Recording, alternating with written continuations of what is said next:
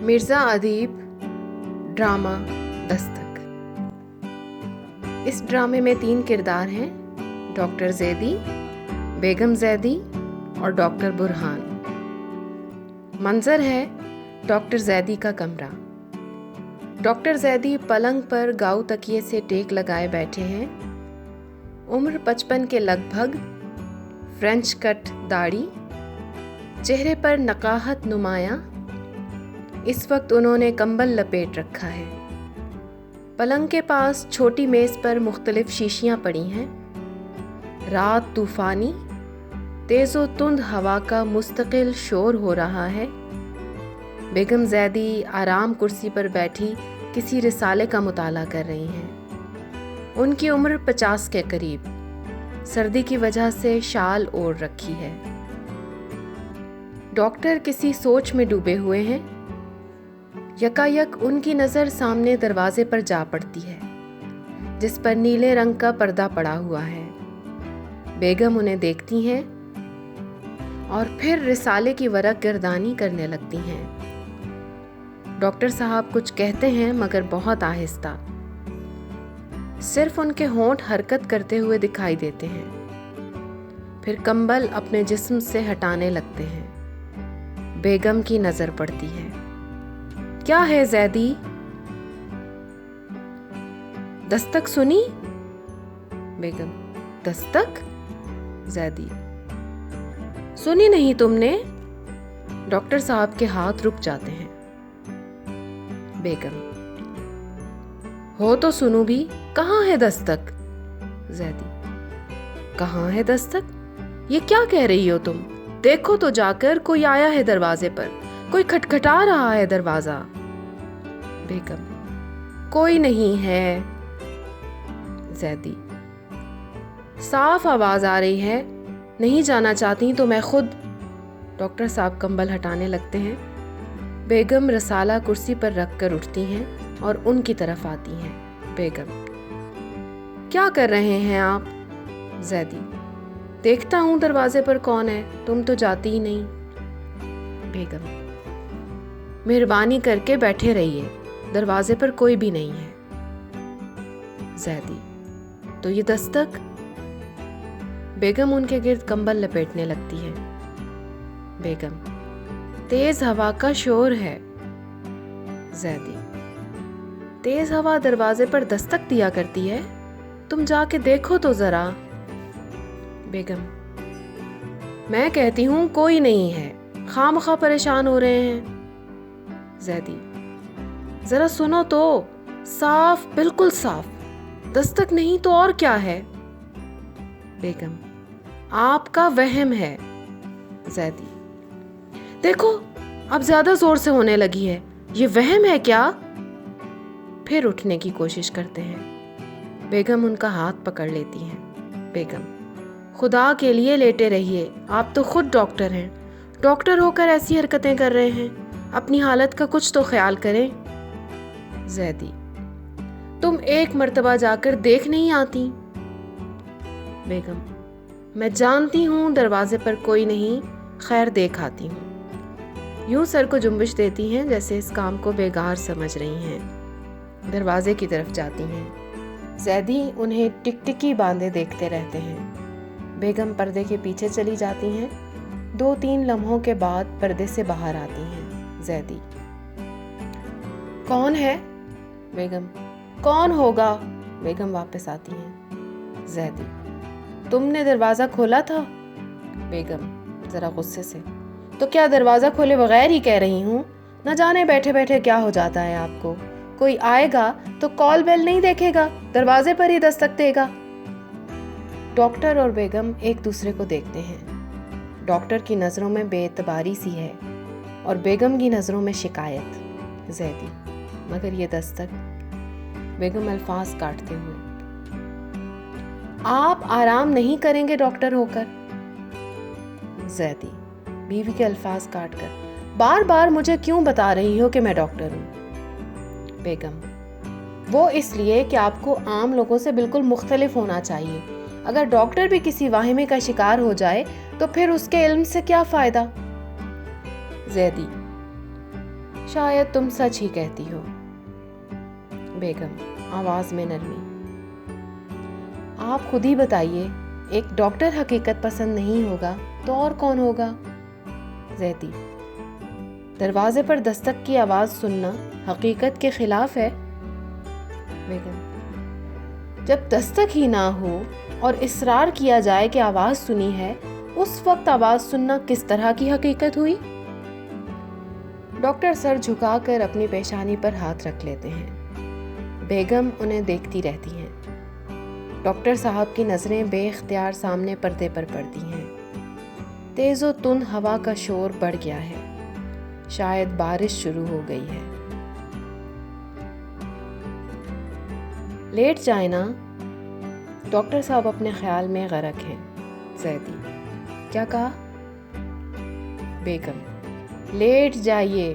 زیدی، تم نے دروازہ کھول کر دیکھا تھا نا؟ بیگم، حد ہو گئی ہے، آپ لیٹ کیوں نہیں جاتے؟ آدھی رات ہو چکی ہے، ابھی تک جاگ رہے ہیں۔ ڈاکٹر برہان نے کہا تھا آپ کو مکمل آرام کی ضرورت ہے۔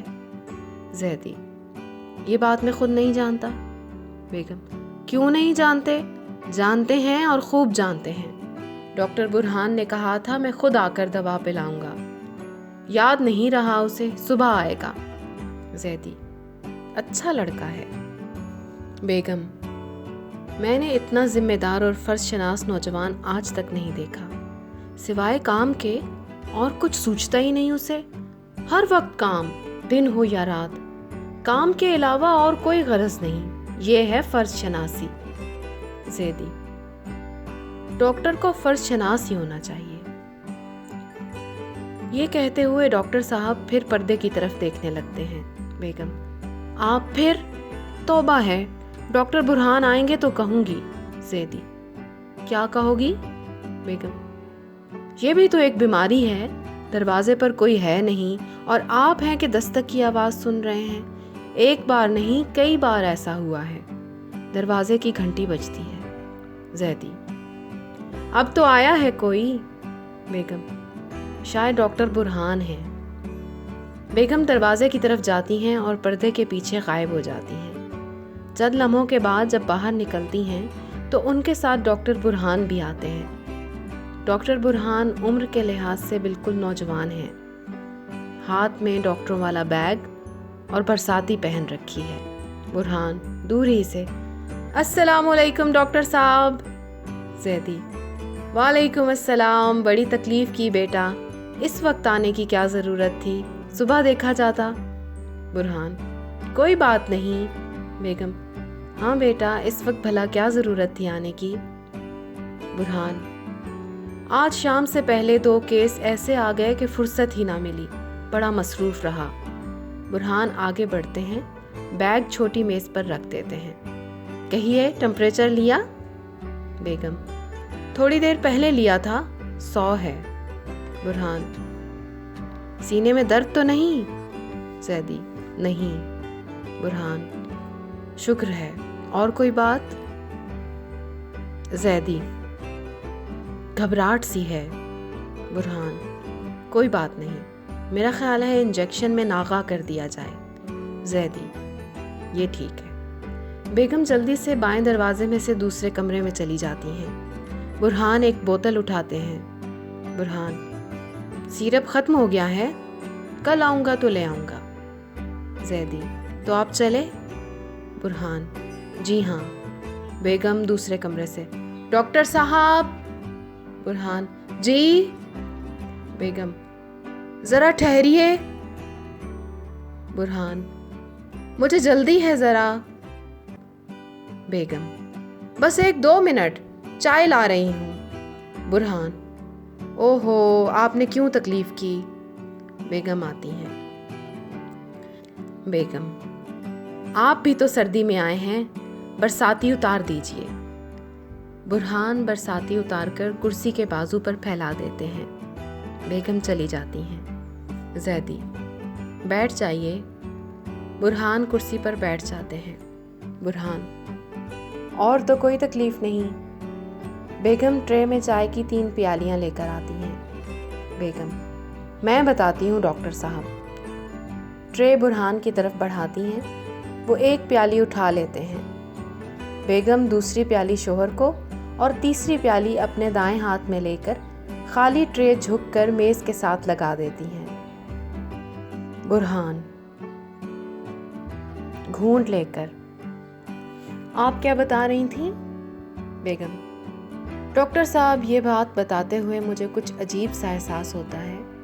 شاید آپ اس پر یقین نہ کریں گے، مگر شوہر کی طرف دیکھتی ہیں جو نگاہیں جھکائے چائے پینے میں مصروف ہیں۔ برہان: فرمائیے تو۔ بیگم: انہیں ایک وہم ہو گیا ہے۔ برہان: وہم؟ بیگم مسکرا کر: آپ کہیں گے کہ ڈاکٹر اور وہم، یہ کیا بات ہوئی؟ برہان: جی میں نہیں کہوں گا۔ میں جانتا ہوں انسانی فطرت بڑی پراسرار ہوتی ہے، اور ڈاکٹر بھی تو ایک انسان ہی ہوتا ہے۔ بیگم ایک بار پھر شوہر کو دیکھتی ہیں۔ وہ بدستور چائے پینے میں مصروف ہیں۔ بیگم: چائے پیجیے نا۔ برہان: بہتر۔ برہان پیالی ہونٹوں سے لگا لیتے ہیں۔ بیگم بھی چائے پیتی ہیں۔ بیگم: پتہ نہیں کیا بات ہے، بیٹھے بیٹھے خیال کرنے لگتے ہیں کہ دروازے پر دستک ہو رہی ہے، حالانکہ دروازے پر کوئی بھی نہیں ہوتا۔ برہان: ہو سکتا ہے کسی نے دروازے پر دستک دی ہو اور آپ نے نہ سنی ہو۔ بیگم: دستک ہوتی ہی نہیں، میں کیسے مان لوں؟ برہان: یعنی دستک نہیں ہوتی اور ڈاکٹر صاحب محسوس کرتے ہیں کہ دستک ہو رہی ہے؟ بیگم: جی ہاں۔ برہان چائے کے 2 گھونٹ لے کر زیدی کی طرف دیکھتے ہیں۔ زیدی نے پیالی خالی کر دی ہے۔ بیگم ہاتھ بڑھا کر پیالی لے لیتی ہیں اور میز پر رکھ دیتی ہیں۔ زیدی نے اپنا سر دیوار سے لگا دیا ہے اور آنکھیں بند کیے لیٹے ہیں۔ برہان: نیند آ رہی ہے ڈاکٹر صاحب؟ زیدی آنکھیں کھولے بغیر: جی نہیں۔ بیگم: آج انہیں بار بار یہی خیال آتا ہے۔ میں نے کہا بھی کہ باہر تیز ہوا چل رہی ہے، اس کی وجہ سے یہ شور ہو رہا ہے، مگر مانتے ہی نہیں۔ 2 مرتبہ مجھے دروازے پر بھیجا ہے۔ برہان: اور وہاں کوئی نہیں تھا؟ بیگم: کوئی بھی نہیں۔ برہان: اچھا۔ بیگم: آپ ان سے پوچھئے۔ زیدی آنکھیں کھول دیتے ہیں۔ زیدی: برہان بیٹا۔ برہان: کہیے۔ زیدی: یہ آج سے 18-20 برس پہلے کا واقعہ ہے۔ اس زمانے میں میری پریکٹس خوب چلتی تھی، سر کھجانے کی بھی فرصت نہیں ملتی تھی۔ ڈسپینسری اور گھر پر مریضوں کا تانتا بندھا رہتا تھا۔ ایک رات میں دیر سے گھر پہنچا اور پہنچتے ہی بستر پر گر پڑا۔ بری طرح تھک چکا تھا۔ برہان پیالی میز پر رکھ دیتے ہیں۔ بیگم پیالی ہاتھ میں لیے غور سے دیکھ رہی ہیں۔ کچھ دیر بعد میرے نوکر نے آ کر بتایا کہ کوئی بڑے میاں آئے ہیں اور آپ کو ساتھ لے جانا چاہتے ہیں۔ میں نے انکار کر دیا اور نوکر سے کہا کہ بڑے میاں کو واپس بھیج دو، مگر اس کے روکنے کے باوجود وہ بوڑھا میرے کمرے میں آ گیا اور منت سماجت کرنے لگا کہ میرا بیٹا سخت بیمار ہے، پہلے بھی آپ کی دوا سے شفا ہوئی تھی، چل کر دیکھ لیں، مگر میری آنکھیں بند ہوئی جا رہی تھیں۔ زیدی 2-3 لمحوں کے لیے خاموش رہتے ہیں، پھر کہنے لگتے ہیں، گرم بستر چھوڑنا مشکل محسوس ہو رہا تھا۔ میں نے سختی سے انکار کر دیا۔ وہ بولتا رہا اور جب نوکر نے اسے زبردستی باہر نکال دیا تو دروازے پر دستک دینے لگا۔ نہ جانے کب تک دستک دیتا رہا۔ میں سو گیا۔ زیدی پھر خاموش ہو جاتے ہیں۔ بیگم کی نگاہیں اپنے شوہر پر جمی ہیں اور برہان میز سے دوائی کی ایک شیشی اٹھا کر اسے دیکھ رہے ہیں۔ صبح اٹھا تو طبیعت پر بڑا بوجھ تھا۔ افسوس کر رہا تھا کہ میں نے بوڑھے کو مایوس کیوں کیا۔ برہان: اس وقت آپ کا ضمیر بیدار ہو گیا تھا۔ زیدی: بس یہی بات تھی۔ میں نے اس بوڑھے کو ڈھونڈنے کی کوشش بھی کی، مگر کہیں پتہ نہ چلا، نہ جانے وہ کون تھا۔ برہان: وہ بوڑھا تو چلا گیا، مگر اب کبھی کبھی آپ کا ضمیر دروازے پر دستک دیتا رہتا ہے۔ برہان بوتل میز پر رکھ دیتا ہے۔ یہ دوا آج ختم ہو جانی چاہیے تھی۔ زیدی خاموش رہتے ہیں۔ برہان برساتی اٹھا کر پہن لیتے ہیں اور بیگ اٹھا کر زیدی کی طرف دیکھتے ہیں۔ ڈاکٹر صاحب۔ زیدی: کہو بیٹا۔ برہان: اس واقعے میں ایک بات کا اضافہ کر لیجئے، میں انہی بڑے میاں کا پوتا ہوں جس کا بیٹا اس رات ایڑیاں رگڑ رگڑ کر مر رہا تھا۔ زیدی: تم؟ بیگم: برہان بیٹا۔